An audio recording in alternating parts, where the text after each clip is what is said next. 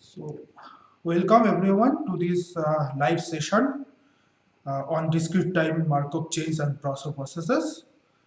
And so, our main aim here will be to discuss if you have doubts and on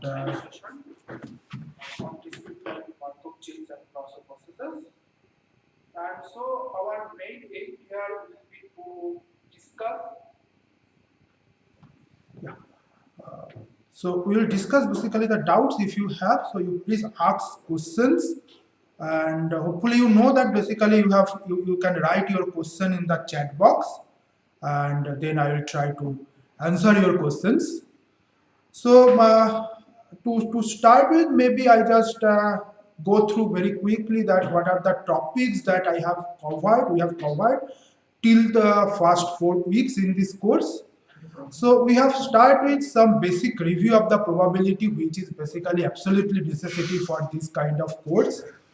And then we have gone into the main part, which is discrete time Markov chain. One of the main parts, which is discrete time Markov chain. We start with the definition, and then gradually we have seen several properties like when we say a state is transient, when we say a state is recurrent. We have seen some class properties like we have seen some communicating classes, and based on communicating classes, we have classes like classes which are basically divides our state pairs into different partitions. We have seen some of the class properties like if I have a recurrent class, it has to be closed. We have seen that a finite recurrent if I have a recurrent class closed, then basically we have seen that if I have a finite state Markov chain, then at least one state has to be recurrent. This kind of results we have seen throughout these four weeks, and then basically we'll proceed with this course. Dr. Shubhomay Saha will take over, but we'll proceed some of the limiting distributions for the Markov chain. Then we'll go through the Poisson processes and all.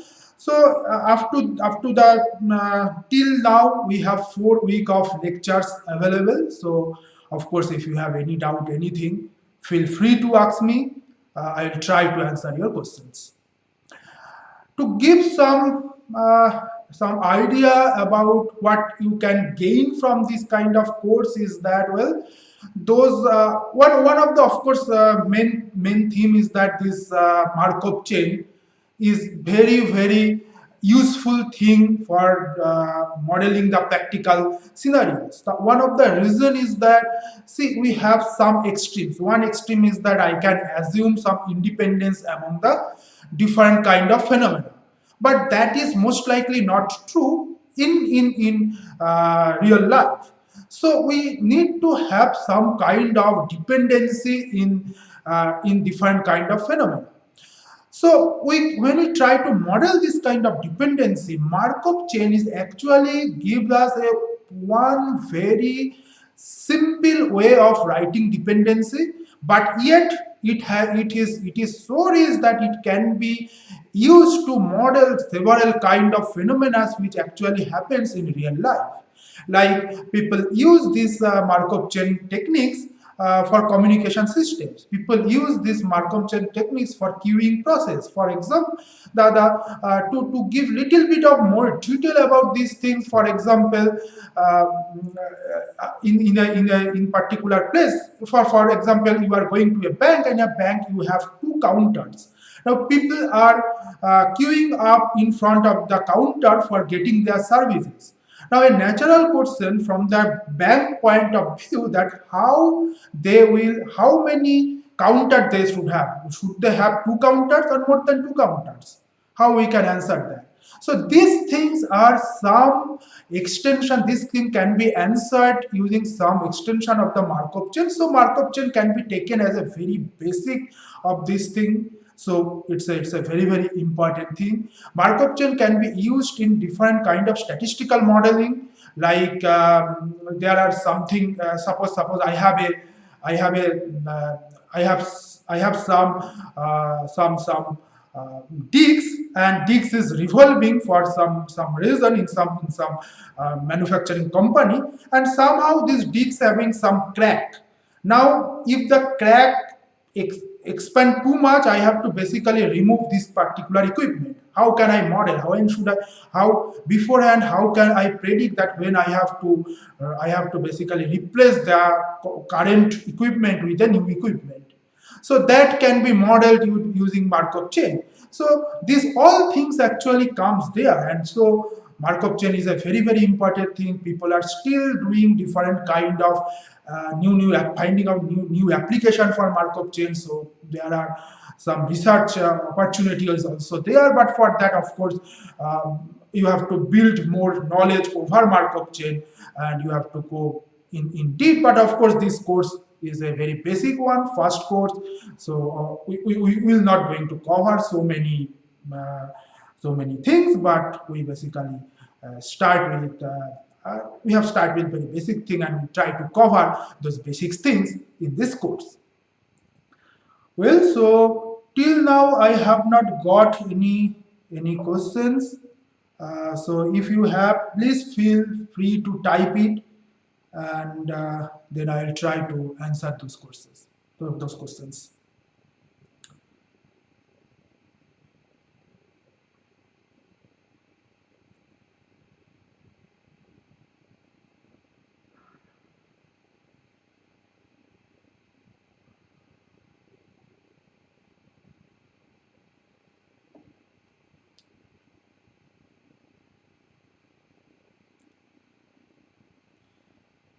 Okay, so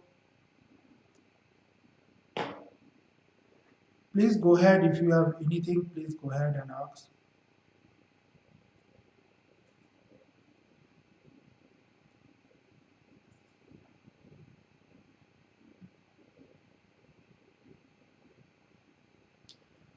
Okay, so I hope you are trying to solve the assignments also, at least first three assignments. Hopefully, you people have submitted.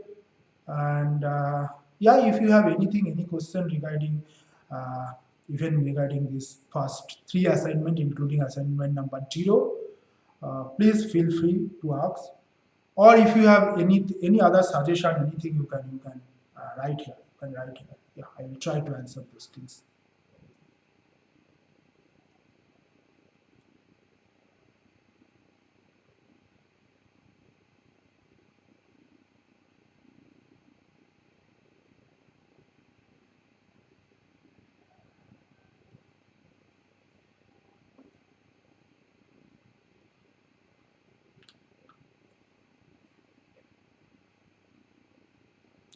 Well, so I am waiting here, maybe for more couple of minutes.